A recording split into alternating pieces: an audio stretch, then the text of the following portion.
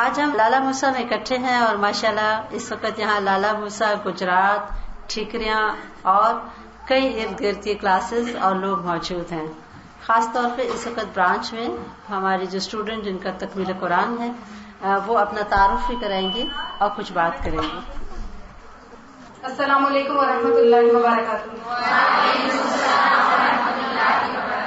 میں سمن نہیں ہوں اور تفہیم دین کورس کی اسٹوڈنٹ ہوں، لیکن اب میں تعلیم الحدیث میں ہوں. تفہیم دین ہمارا کمپلیٹ ہوا ہے الحمدللہ. آج ہم سب کا کورس کمپلیٹ ہوا ہے تو اس کے لیے استاد آئی ہیں، لیکن میں آپ کو اپنے ایکسپریشنز بتانا چاہوں گی کہ قرآن پڑھنے کے بعد جو ہے زندگی کیسے تبدیل ہوتی ہے.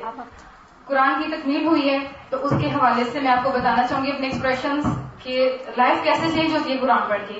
یعنی جو آپ پہلے ہوتے ہیں، آپ جب قرآن پڑھتے ہیں آپ ایک نیا انسان بنتے ہیں. جیسے کوئی چیز ٹوٹ جاتی ہے نا آپ کے اندر سے، کچھ ٹوٹ کے نیا بنتا ہے اور آپ کو ایک نئی زندگی ملتی ہے، ایک شعور ملتا ہے، ڈائریکشن ملتی ہے. پہلے یہ نہیں پتا ہوتا کہ زندگی کیسے گزارنی ہے، پہلے یہ نہیں پتا ہوتا کہ آپ جب اٹھیں گے صبح تو دن کا آغاز کیسے کرنا ہے. تو قرآن پڑھنے کے بعد الحمدللہ یہ چینج آتا ہے کہ ایک شعور ملتا ہے، پھر اللہ تعالیٰ سے تعلق مضبوط ہوتا ہے، پھر نبی صلی اللہ علیہ وسلم کے بارے میں پتہ چلتا ہے، ان کی محبت دل میں آتی ہے. تو اس طرح سے جو ہے وہ لائف چینج ہو جاتی ہے، تھاٹس چینج ہو جاتی ہیں، فیلنگس چینج ہو جاتی ہیں، آپ کی سوچ کا لیول بدل جاتا ہے. تو میں بہت خوش ہوں قرآن پڑھ کے الحمدللہ، اور آنے والے لوگوں کو کہوں گی کہ وہ ضرور قرآن پڑھیں اور دیکھیں کہ زندگی کیسے بدلتی ہے. جزاکم اللہ. السلام علیکم ورحمۃ اللہ وبرکاتہ. میرا نام سکینہ حسن ہے اور میں اب تعلیم الحدیث کی اسٹوڈنٹ ہوں. ہمارے یہاں قرآن کی تکمیل ہوئی ہے اور الحمدللہ بہت خوشی ہوئی ہے کہ پہلے ہم یہ سوچتے تھے کہ جن لوگوں کا اللہ سے تعلق ہوتا ہے، جو اللہ کے قریب ہوتے ہیں، وہ کوئی اور ہی لوگ ہوتے ہیں، ہم ہی وہ بن سکتے. لیکن الحمدللہ اب قرآن پڑھا ہے، اللہ تعالیٰ کا قرب نصیب ہوا ہے، نبی صلی اللہ علیہ وسلم کی سچی محبت جو ہے وہ دل میں آئی ہے. پہلے وہ وقتی اور جو ہے الفاظ کی محبت ہوتی تھی، لیکن اب اصل جو محبت ہے اور اس کا حق ادا کرنے کا طریقہ جو ہے وہ اس قرآن سے ہی ہم نے سیکھا ہے. اور اللہ تعالیٰ کے کیسے قریب ہو سکتے ہیں، کس طرح وہ ہمارے دعائیں سنتا ہے اور کس طرح دل سے اس کا تعلق مضبوط ہوتا ہے، وہ قرآن پڑھ کے پتہ چلا ہے. زندگی گزارنے کا ہر لمحہ جو ہے وہ کس طرح ہم نے کس طرح اس کو فالو کرنا ہے، وہ قرآن پڑھ کے ہی پتہ چلتا ہے. اور جو اصل روح کی تسکین ہوتی ہے نا، وہ اسی علم سے ملتی ہے، کسی اور علم سے نہیں ملتی. بی ایڈ تک پڑھا الحمدللہ، لیکن وہ تسکین نہیں ملی، وہ علم نہیں ملا، وہ شعور نہیں آیا جو اس قرآن پڑھنے کے دوران جو ہے وہ الحمدللہ حاصل ہوا ہے. تو میں بھی یہ چاہوں گی کہ جو بھی کوئی ہے، جو کچھ اپنے لیے پسند کرو وہی دوسروں کے لیے پسند کرنا چاہیے. تو میں تو سب کے لیے یہ پسند کروں گی کہ آپ لوگ بھی اس جو ہے تعلیم کو حاصل کریں، اس شعور کو جو ہے وہ اپنے اندر بیدار کریں. السلام علیکم ورحمۃ اللہ وبرکاتہ.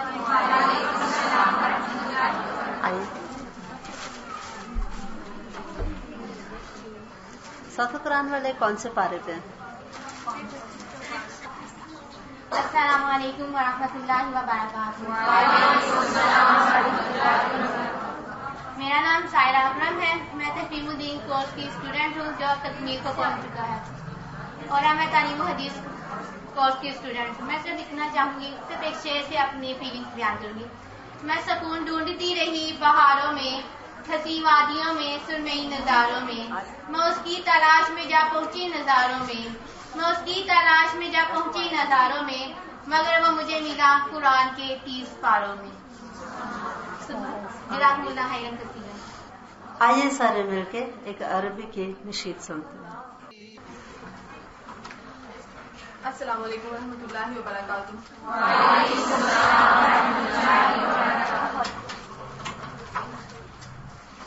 ہم استاذہ محترمہ ڈاکٹر فرد نسیم ہاشمی صاحبہ اور ان کے ساتھ ساتھ اسلام آباد سے آنے والے تمام معزز مہمانان گرامی کو اپنی برانچ لالا موسیٰ میں خوش آمدید کہتے ہیں. اہلا وسہلا مرحبا. ہم استاذہ محترمہ کے دل کی گہرائیوں کے ساتھ مشکور ہیں کہ جب بھی ہم نے استاذہ محترمہ سے لالا موسیٰ آنے کی درخواست کی، انہوں نے انتہائی مشفقانہ انداز میں، جیسے ماں اپنے بچوں کو پیار کرتی ہے، ان کی کوئی بات نہیں ٹالتی، اسی طرح استاذہ محترمہ نے اپنی انتہائی مصروفیات کے باوجود ہمیں ٹائم دیا. تو اللہ سبحانہ تعالیٰ سے دعا ہے کہ اللہ تعالیٰ ان کی زندگی میں ایمان و عمل میں، دین کے کام میں ان کو مزید ترقی عطا فرمائے. اور اللہ محترمہ اسی طرح لمحہ بلمحہ دین کے کام میں ہماری رہنمائی فرماتی رہیں اور یہ ثمر آور شجر ہم بھرپور یوں ہی سایہ فگن رہے. آمین. میں آپ کو استاذہ محترمہ ڈاکٹر فرحت نسیم ہاشمی صاحبہ کا مختصر سا تعارف ٹائم کی کمی کے پیش نظر دینا چاہوں گی کہ استاذہ محترمہ ڈاکٹر فرحت نسیم ہاشمی صاحبہ سرگودا میں پیدا ہوئی. ابتدائی دینی تعلیم اپنے مرحوم والد عبد الرحمان ہاشمی سے حاصل کی جو ایک ممتاز عالم دین تھے. پنجاب یونیورسٹی سے ایم اے کا امتحان امتیاز کے ساتھ پاس کیا. 1983 میں انٹرنیشنل اسلامک یونیورسٹی اسلام آباد کے شعبہ عربی میں تدریس کا آغاز کیا. 1989 میں گلاسکو یونیورسٹی اسکاٹ لینڈ سے حدیث سائنسز میں ڈاکٹریٹ کی ڈگری حاصل کی اور اس دوران ترکی، شام، اردن، سعودی عرب اور مصر کے علماء اور کتب خانوں سے استفادہ کیا. وطن واپس آ کر یونیورسٹی کے ساتھ ساتھ شام کے اوقات میں خواتین کو قرآن مجید کے ترجمہ اور تفسیر دینے کا کام شروع کیا اور اس کام کو منظم طریقے پر کرنے کے لیے 1994 میں اپنے شوہر ڈاکٹر ادریس زبیر کے ساتھ مل کر الہدا انٹرنیشنل ویلفیئر فاؤنڈیشن اسلام آباد کی بنیاد رکھی جس کے تحت ملک اور بیرون ملک کے مختلف شہروں، دیہاتوں اور قصبوں میں اس کی برانچز قائم کی. درس و تبلیغ کی غرض سے متعدد ممالک کے دورے کیے. استفادہ عام کے لیے فہم القرآن کے نام سے مختصر اور کریم القرآن کے نام سے مفصل اور دیگر دینی اور اخلاقی اور معاشرتی موضوعات پر لیکچرز، آڈیو اور ویڈیو کیسز، پامفلٹس، کتابچے وغیرہ تیار کیے. اس کے ساتھ ہی اب الہدا انٹرنیشنل ویلفیئر فاؤنڈیشن الحمدللہ معاشی سے جہالت اور افلاس دور کرنے کے لیے ہر طرح کے تعصبات سے بالاتر ہو کر دینی تعلیم کے فروغ اور فلاحی کاموں میں سرگرم عمل ہے. اور استاذہ محترمہ کے اس سفر میں الحمدللہ لالا صبرات ان کی ہم سفر ہے. السلام جزاک اللہ خیر کثیرا. السلام علیکم ورحمۃ اللہ وبرکاتہ. السلام علیکم ورحمۃ اللہ وبرکاتہ. تھوڑا سا اپنا تعارف کرائیں گے کہ یہ گرین اسکارف میں کون بیٹھا ہوا ہے؟ بتائیے آپ لوگ. میں ان سے خود ہی اب آپ بیٹھ جائیں. ٹھیک ہے، شکریہ. جی بیٹا، آپ لوگ کیا پڑھتے ہیں؟ تفہیم دین کی تکمیل ہوئی ہے. ٹھیک ہے، الحمدللہ، آپ لوگوں کو مبارک ہو. جی آپ لوگ بیٹا جو وائٹ اسکارف میں بیٹھے ہیں یہ کون ہے؟ گجرات سے آئے ہیں؟ اہلاً و سہلاً.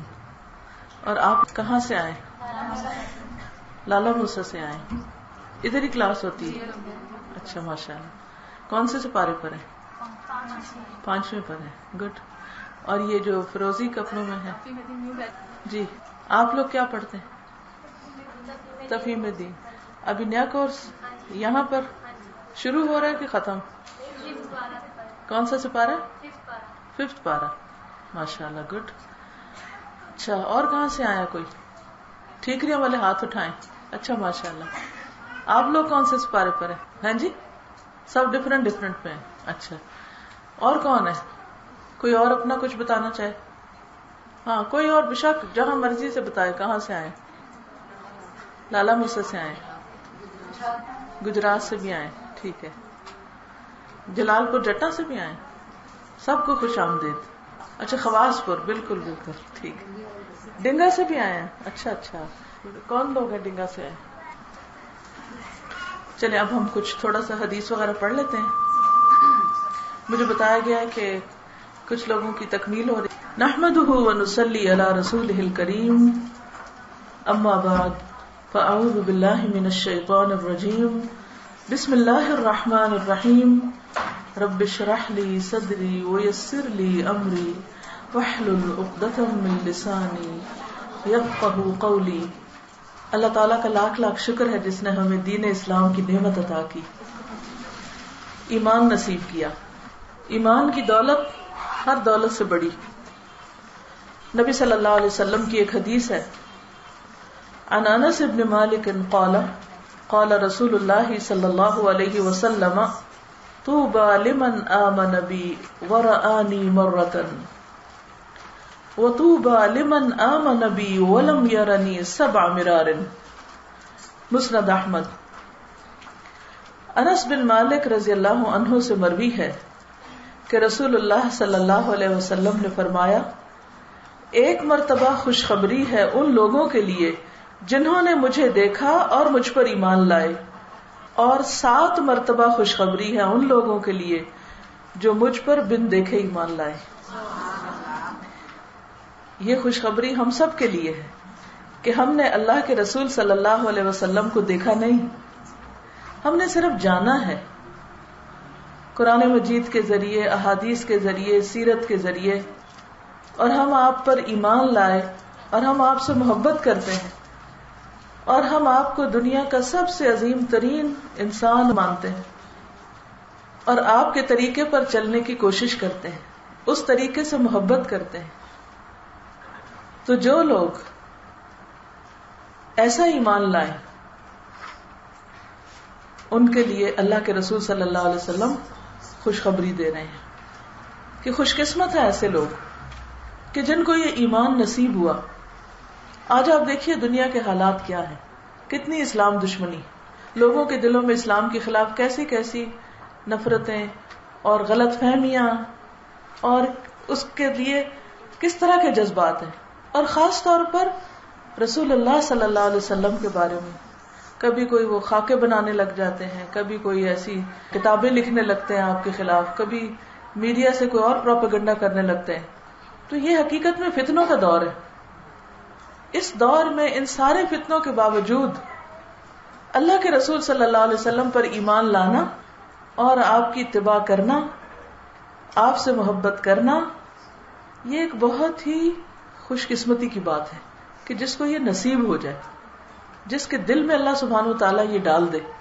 اب بات یہ ہے کہ اگر ہمیں یہ نصیب ہو گیا ہے تو اس کا تقاضا کیا ہے؟ جب کوئی قیمتی چیز ہاتھ آتی ہے تو انسان کو کیا کرنا چاہیے؟ اس کی قدر کرنی چاہیے، اس ایمان کی قدر کرنی چاہیے، اور اس کے لیے شکر ادا کرنا چاہیے. قدر کیسے کریں گے؟ نبی صلی اللہ علیہ وسلم کے بارے میں اور آپ کی تعلیمات کے بارے میں مزید جان کر. تو میں یہ چاہوں گی کہ جن بچیوں نے قرآن مجید کا کورس مکمل کر لیا ہے وہ اس کے بعد حدیث کو بھی باقاعدہ پڑھیں. خصوصاً آپ کے لیے جو بخاری کا کورس ہے، تو یہ آپ سب کو معلوم ہے کہ اللہ کی کتاب کے بعد اس زمین پر سب سے صحیح کتاب وہ صحیح بخاری، جس سے آپ کو اپنے دین کے بارے میں پتہ چل سکتا ہے، آپ اس کو جان سکتے ہیں. اب آپ دیکھیے کہ کسی بھی چیز کا اگر آپ ایک رخ دیکھ لیتے ہیں اور دوسرا نہیں دیکھا تو گویا آدھا دیکھا. دین کا ایک رخ قرآن پاک پڑھ کے آتا ہے سمجھ. قرآن مجید میں جو کچھ لکھا ہے وہ قرآن مجید پڑھ کے ہی سمجھ آتا ہے، پڑھے بغیر نہیں سمجھ آتا. اللہ تعالیٰ ہم سے کیا چاہتے ہیں وہ اسی وقت پتہ چلتا ہے جب ہم اللہ کی کتاب کو کھولتے ہیں. لیکن اس کی عملی شکل کیا ہے، اور اللہ کے رسول صلی اللہ علیہ وسلم نے اس قرآن کو ہم تک کیسے پہنچایا اور کیسے عمل کیا، تو یہ سب باتیں ہمیں حدیث سے پتہ چلتی ہیں. اس لیے قرآن مجید کے بعد حدیث کو بھی باقاعدہ طور پر پڑھنا چاہیے. اگر آپ بہت سال نہیں بھی لگا سکتے تو جتنا بھی آپ کے پاس وقت ہے اس میں آپ اس کو صرف کریں. اور اس میں ایک فائدہ یہ ہوتا ہے کہ بار بار احادیث میں نبی صلی اللہ علیہ وسلم کا نام آتا ہے، اور پھر ہم بار بار درود شریف پڑھتے ہیں، اور ایک بار درود شریف پڑھنے سے 10 رحمتیں نازل ہوتی ہیں، غم دور ہوتے ہیں، پریشانیاں دور ہوتی ہیں، زندگی میں برکتیں آتی ہیں.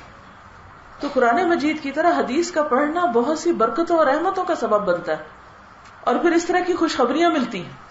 پھر اسی طرح ایک اور حدیث ہے، عن ابی ہریرہ قال قال رسول اللہ صلی اللہ علیہ وسلم بدأ الاسلام غریبا وسيعود كما بدأ غریبا فطوبى للغرباء. صحیح مسلم کی روایت ہے. ابو ہریرہ رضی اللہ عنہ سے روایت ہے کہ رسول اللہ صلی اللہ علیہ وسلم نے فرمایا، اسلام کی ابتدا بھی اجنبیت کی حالت میں ہوئی، یعنی لوگ نہیں جانتے تھے توحید خالص کو، اور وہ عنقریب پھر اجنبی ہو جائے گا. ایک وقت ایسا آئے گا کہ لوگ پھر نہیں جانیں گے کہ اصل دین کیا ہے. اس وقت عام طور پر دین کے بارے میں لوگ بس سنی سنائی باتیں زیادہ جانتے ہیں، خود تو نہیں پڑھتے نا. یہ نہیں پتا کہ قرآن مجید میں کیا لکھا ہوا ہے، یہ نہیں پتا کہ اللہ کے رسول صلی اللہ علیہ وسلم نے کیا فرمایا. تو پھر دین کے نام پہ بہت شور ہنگامے بھی ہوتے ہیں مگر اصل دین نہیں پتا ہوتا لوگوں کو. تو وہ ایک ایسا ہی ہے جیسے اجنبی. اب مثال کے طور پر آپ کسی شخص کو ملتے ہیں اور آپ نے اس کو پہلے سے نہیں دیکھا، لیکن ہو سکتا ہے آپ نے سنا بہت اس کے بارے میں، تو جب وہ سامنے آپ پہچان ہی نہ سکیں، کیونکہ آپ نے صرف سنا ہے، دیکھا نہیں. اسی طرح ایک ہوتا ہے سنا سنایا دین، اس نے سنایا، اس نے سنایا، اس کی تقریر سن لی، اس کا واز سن لیا، اس کی باتیں سن لی. اور ایک ہوتا ہے دین کو پڑھنا، خود دیکھنا، دیکھ کے سمجھا ہوا دین. تو جب آپ کتاب پڑھتے ہیں، جب آپ سمجھ کے اس کو پڑھتے ہیں، سیکھتے ہیں، تو اس وقت جو دل کے دروازے کھلتے ہیں اور اس وقت جو اصل چیز سمجھ آتی ہے وہ کچھ اور ہی ہوتی. تو اسی کے بارے میں کہا گیا کہ وہ جو اصل دین ہے وہ لوگوں کے لیے کیا ہو جائے گا؟ اجنبی ہو جائے گا. اسی لیے آپ آج بھی دیکھیں کہ جب لوگوں کو آپ یہ بتاتے ہیں کہ نبی صلی اللہ علیہ وسلم نے یہ فرمایا تو وہ حیران ہوتے ہیں، اچھا یہ بھی فرمایا، یہ بھی بات دین میں لکھی ہوئی ہے. اب مثال کے طور پر نبی صلی اللہ علیہ وسلم کی سنت کیا ہے کہ انسان سوتے وقت دائیں طرف سوئے اور سوتے ہوئے اپنا جو ہاتھ ہے، ہتھیلی، یہ گال کے نیچے رکھے اس طرح، اور اس طرح سوئے. یعنی یوں نہیں، ہم عام طور پہ یوں سوتے ہیں نا، بازو پہ سر رکھ کے ایسے ہی سوتے ہیں نا، لیکن ہمیں کیا بتایا گیا کہ گال کے نیچے ہاتھ رکھو، ہاتھ رکھ کے سو. اب اس میں اور اس میں فرق ہے، دونوں ہی سونا ہے، لیکن آپ کا طریقہ یہ تھا، ہمارا طریقہ یہ ہے، فرق ہو گیا نا. ہمیں پتہ ہی نہیں کہ اصل طریقہ کیا ہے. کبھی پتہ چل بھی جاتا تو سنا سنایا، پڑھ کے تو نہیں دیکھا نا کیا ہے.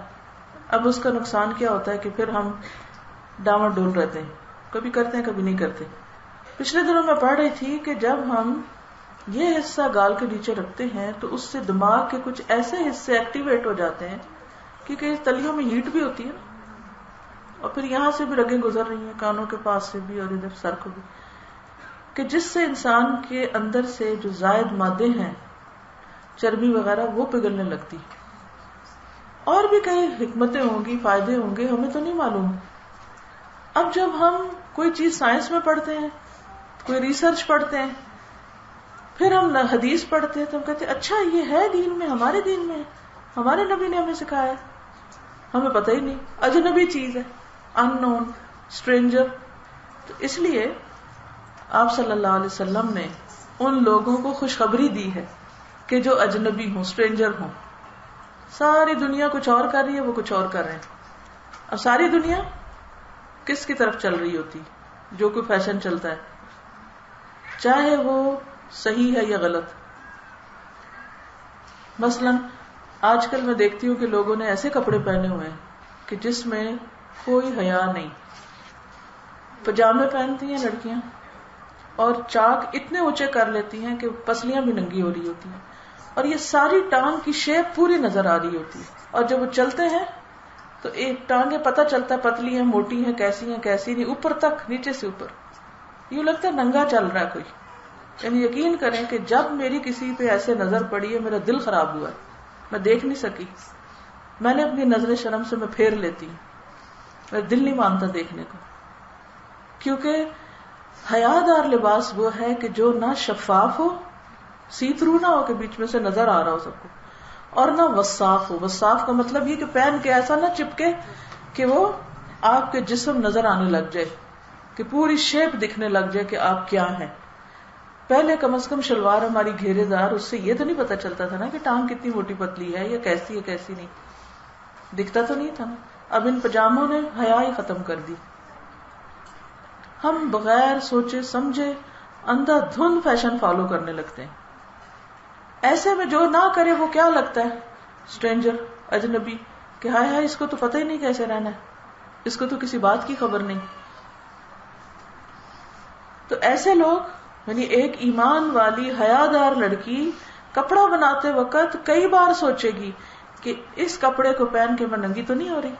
اچھا، شلوار کے نیچے جو پانچے ہوتے ہیں نا، اس کے اوپر جو سلائیاں ہوتی ہیں، اس کی ایک حکمت ہے بڑی، کہ وہ آپ نے لان بھی پہنی ہو، کچھ پہننا ہو نا، تو وہ بھاری ہوتا ہے پانچا، وہ نیچے گرا رہتا ہے. آپ چلتے ہیں نا تو نیچے یعنی ٹخنے پھر بھی ڈھکے رہتے ہیں، لیکن پجاموں کے نیچے تو ایسی کوئی چیز نہیں ہوتی. تو کئی دفعہ بچیاں جب چلتی ہیں یا بیٹھتی ہیں یا چڑھتی ہیں سیڑھی، تو وہ کیا ہوتا ہے، پجامے ساتھ ہی اٹھ جاتے، پنڈلیاں بھی ننگی ہونے لگتی. اب آپ دیکھیے کہ جب ہم لباس پہن کے بھی ننگے ہو رہے ہوں تو آپ کو وہ حدیث یاد ہے جس میں نبی صلی اللہ علیہ وسلم نے فرمایا تھا کہ میری امت کے دو گروہ ایسے ہیں جن کو میں نے نہیں دیکھا اور وہ دونوں دوزخ میں جانے والے ہیں. ایک تو ظالم حکمرانوں کے بارے میں تھا اور دوسرا وہ عورتیں جو لباس پہن کر بھی ننگی ہوں. لباس پہن کر بھی ننگی ہوں. تو ہمیں ایسا لباس نہیں پہننا، چاہے ہم اجنبی لگیں، چاہے ہم اسٹرینجر لگیں، چاہے ہم بیکورڈ لگیں، چاہے ہم پرانے زمانے کے لگیں، کوئی فرق نہیں پڑتا. لیکن ایسے کپڑے نہیں پہننے کہ جس سے ہماری آخرت میں نقصان ہو، جس سے ہمارے اجر میں کوئی کمی آئے. تو ایسے لوگ جن کو دنیا والے ان کے لباس کی وجہ سے یا کوئی خراب قسم کا فیشن نہ فالو کرنے کی وجہ سے ریجیکٹ کر دیں، آؤٹ کاسٹ کر دیں، ان کو پریشان نہیں ہونا چاہیے. اللہ کے رسول صلی اللہ علیہ وسلم نے ایسے اجنبیوں کے لیے خوشخبری دی ہے. اور یہ صرف لباس کے معاملے میں نہیں، یہ عقیدے کے معاملے میں بھی ہے کہ جب سارے لوگ غلط طریقے پہ چل رہے ہوں تو وہ خالص توحید کو پکڑے ہوئے ہوں گے. جب سارے لوگ بدعتوں میں پڑے ہوئے ہوں تو وہ سنت کے پیچھے جا رہے ہوں گے.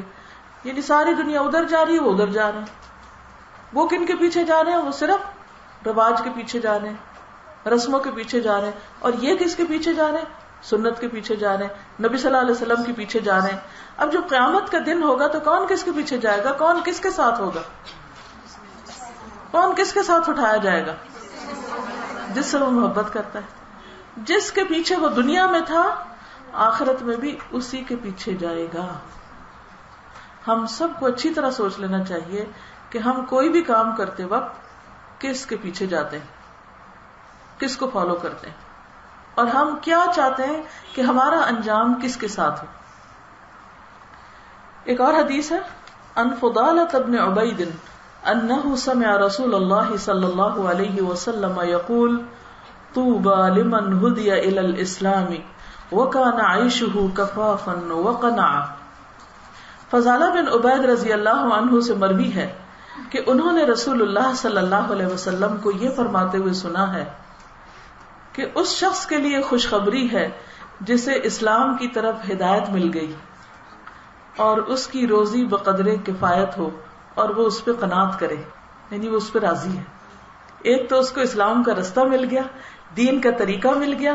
دوسرا یہ کہ اس کو اللہ نے اتنی روزی دی کہ کسی کا محتاج نہیں کیا، بھوک نہیں، فقر نہیں، فاقہ نہیں، لیکن بہت زیادہ بھی نہیں کہ سارا وقت اسی کے پیچھے لگا رہے اور دین کے لیے وقت ہی نہ نکلے. اور وہ اس پہ قناعت بھی کرے، نہیں راضی ہو، خوش رہے، مطمئن رہے، اس کے دل میں شکوہ نہ ہو. وہ یہ نہ کہے ہائے میری ضرورت پوری نہیں ہوتی، ہائے یہ مہنگائی ہوگی، ہائے وہ، یہ نہ کرے. وہ راضی رہے. آپ دو طرح کے لوگوں سے ملتے ہیں نا. ایک وہ لوگ ہوتے ہیں کہ اگر آپ ان سے پوچھیں بھی کیا حال ہے تمہارا، تو وہ کہتے ہیں اللہ کا بڑا شکر ہے، اللہ نے بہت دیا ہے، اللہ کا کرم ہے کہ 2 وقت کی روٹی مل رہی ہے، اللہ کا کرم ہے کہ اللہ نے کسی کا محتاج نہیں کیا. وہ شکر گزار نظر آئیں گے. اچھا دوسرے وہ لوگ ہیں اگر آپ ان سے پوچھیں بھی کیسے حالات ہیں، کیا دن گزرے، کچھ نہ پوچھو، مہنگائی نے تو آگ لگا رکھی، کچھ پورا ہی نہیں ہوتا، ایسا ہے ویسا ہے، ایسی پریشان کن باتیں کریں گے کہ جب وہ آپ کے پاس سے اٹھیں گے تو آپ کا دل بہت تلے دبا ہوا ہوگا. حالانکہ ان دونوں کا ویسے حال ایک جیسا ہی ہوگا، پہلے کا بھی اور دوسرے کا بھی. لیکن ایک جو ہے وہ جو اس کے پاس ہے اس پہ راضی ہے، اللہ تیرا شکر ہے تو نے دیا، اتنا بھی دیا. کتنے لوگ ہیں جن کے پاس یہ بھی نہیں. اور ایک وہ ہے جو بس یہی دیکھتا ہے ہائے کچھ نہیں کچھ نہیں کچھ نہیں، جو ہے وہ بھی نظر نہیں آتا اس کو. ایک شکر گزار ہے اور دوسرا ناشکرا. آپ کو کس سے مل کے خوشی ہوتی؟ شکر گزار سے. تو جو شکر گزار انسان ہوتا ہے وہ اللہ کا بھی محبوب ہوتا ہے، اللہ کو بھی پسند ہوتا ہے. ایسے شخص کو خوشخبری دی گئی، خوش قسمت ہو تم کہ تمہیں اللہ نے شکر کی دولت عطا کی ہے، تمہارا دل راضی ہے رب سے. کیونکہ شکر صرف وہ کرتا ہے جو اندر سے راضی ہوتا ہے. شکوے کون کرتا ہے، کمپلینٹس کون کرتا ہے، بدمزاجی کی باتیں وہ کرتا ہے کہ جس کو اپنی نعمتیں یاد نہیں آتی اور وہ اس پر ہر وقت ناراض رہتا ہے. تو جو اچھا کرے اللہ اس کے لیے اچھا کرے گا. اللہ تعالیٰ کا ارشاد ہے نا، فاذکرونی اذکرکم، تم مجھے یاد کرو میں تمہیں یاد کروں گا. جو اللہ کا ذکر کرے اللہ اس کا ذکر کرتا ہے، اس کو اپنے فرشتوں کے مجلس میں یاد کرتا ہے. کوئی انسان بھی ہمیں یاد کرے تو ہم کتنے خوش ہوتے ہیں، اچھا اس نے میرا ذکر کیا. میں یاد ہوں اس کو. کوئی آپ کو آپ کے نام سے بلا لے تو آپ خوش ہو جاتے ہیں, اچھا اس کو میرا نام یاد ہے. تو جب ہم اللہ کا نام لیتے ہیں تو کیا اللہ تعالیٰ خوش نہیں ہوتے ہوں گے؟ تو یہ بھی خوشخبری ہے, خوش قسمتی ہے. اس پہ شکر کرنا چاہیے کہ اللہ تعالیٰ اللہ نے ہمیں اسلام کا رستہ دکھایا, دین کی سمجھ دی اور اس کی طرف توجہ کرائی. ایک اور حدیث ہے, عبداللہ بن بسر مازنی رضی اللہ عنہ کہتے ہیں, ایک مرتبہ رسول اللہ صلی اللہ علیہ وسلم کی خدمت میں 2 اعرابی آئے, بدو آئے. ان میں سے ایک نے عرض کیا کہ یا رسول اللہ صلی اللہ علیہ وسلم, کون سا شخص بہتر ہے؟ آپ نے فرمایا, خوشخبری ہے اس کے لیے جس کی عمر لمبی ہوئی اور اس کے عمل اچھے ہوئے, وہ خوش قسمت ہے. اور دوسرے نے عرض کیا, یا رسول اللہ, کون سا عمل اچھا ہے, کون سا عمل بہتر ہے؟ آپ نے فرمایا, بہترین عمل یہ ہے کہ جب تم دنیا سے جدا ہو تو تمہاری زبان اللہ کے ذکر سے تر ہو, اللہ کو یاد کر رہے ہو تم. یہ اسی وقت ہو سکتا ہے جب ہمیں ہر حال میں اللہ کو یاد کرنے کی عادت پڑ جائے.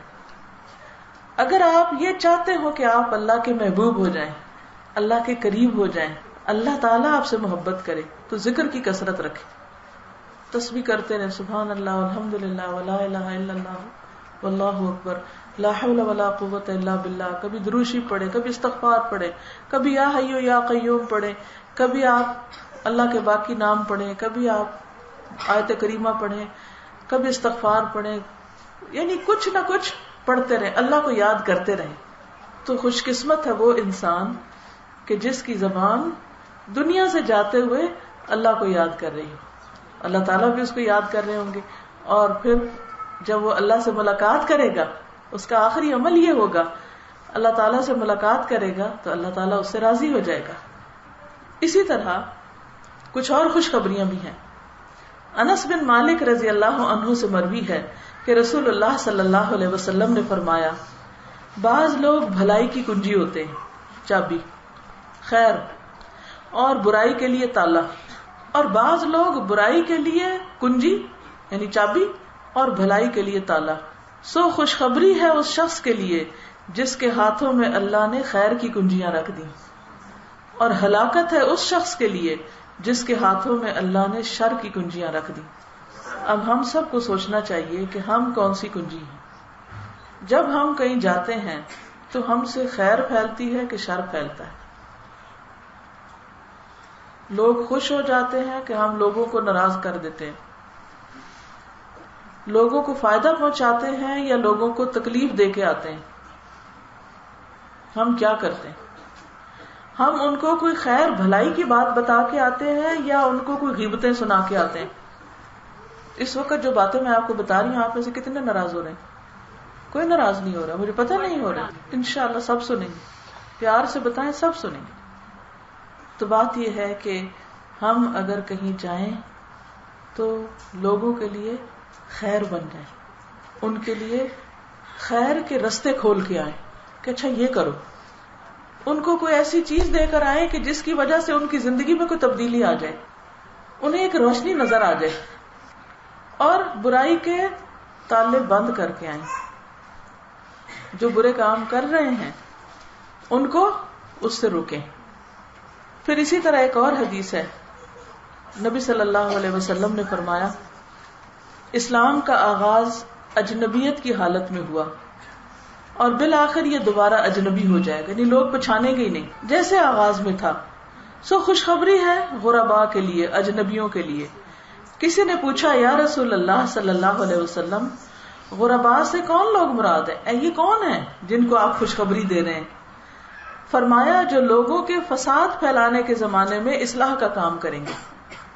یعنی جب زمانہ ایسا ہوگا کہ ہر طرف بگاڑ ہی بگاڑ ہوگا, فساد ہی فساد ہوگا, لوگ لڑائیاں ڈلوا رہے ہیں, فتنے پھیلا رہے ہیں, کام خراب کر رہے ہیں, تو اس دور میں یہ کیا کریں گے؟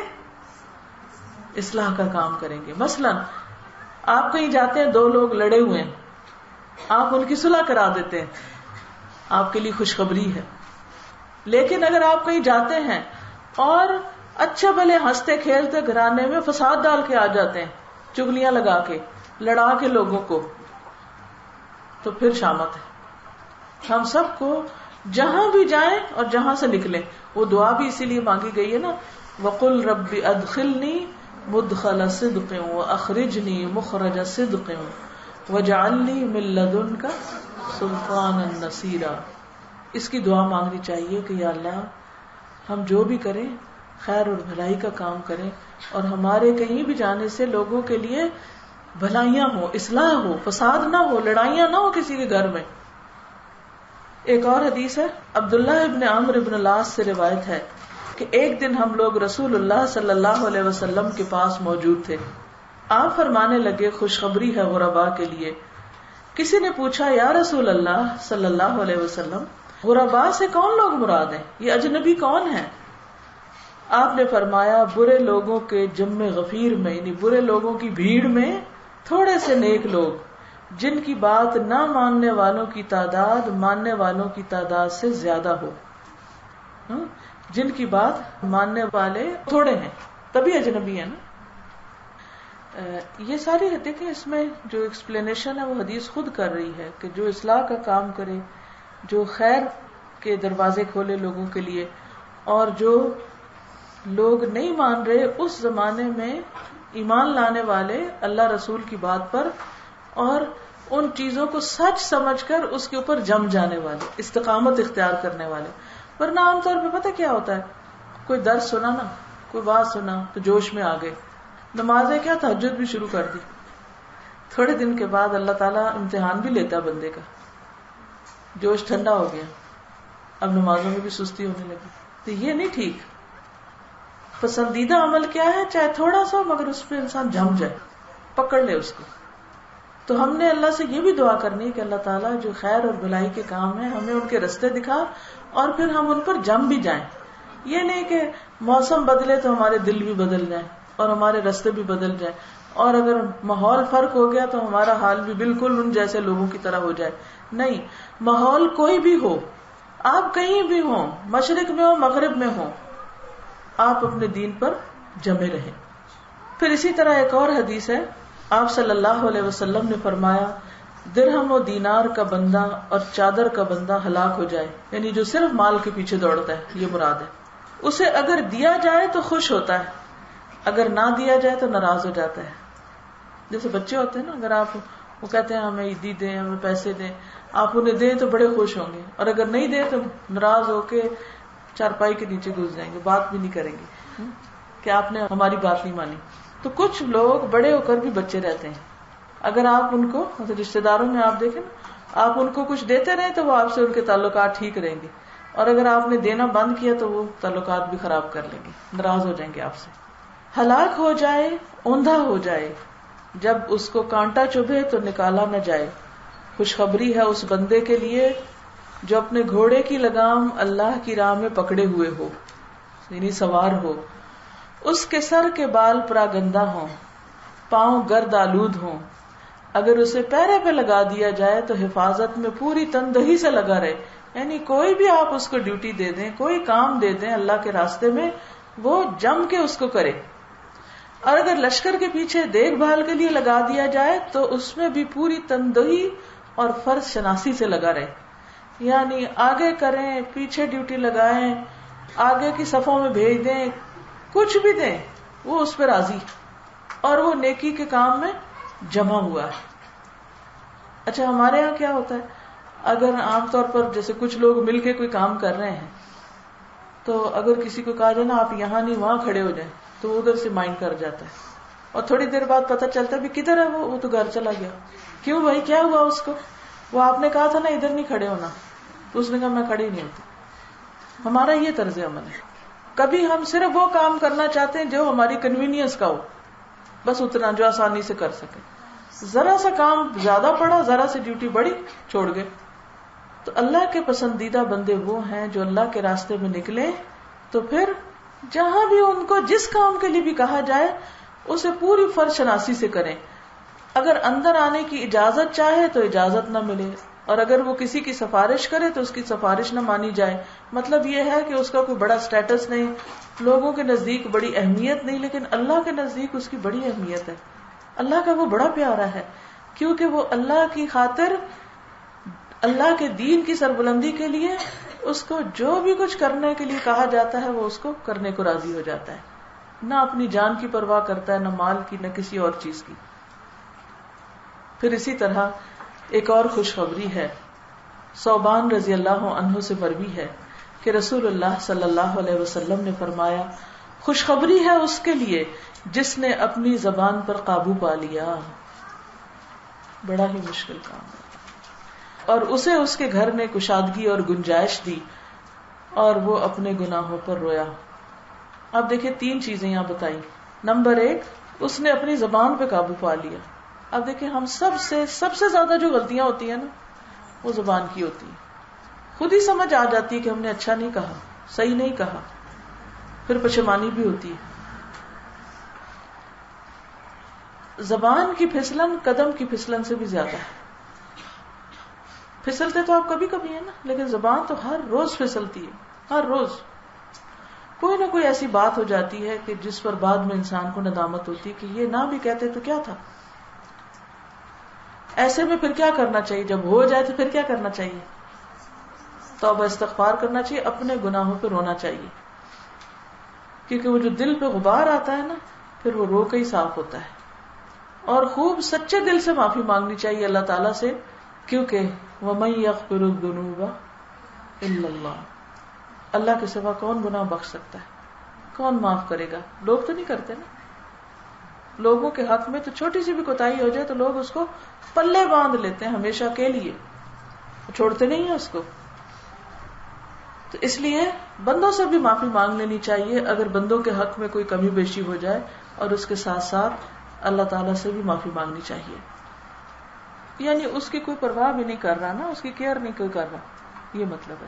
یعنی بعض اوقات جب ہم یعنی آپ نے دیکھا ہوگا کہ جن لوگوں کی کوئی امپورٹنس ہوتی ہے وہ ہائے بھی کرے تو سب آگے آگے ہوتے ہیں کہ ہائے کیا ہوا آپ.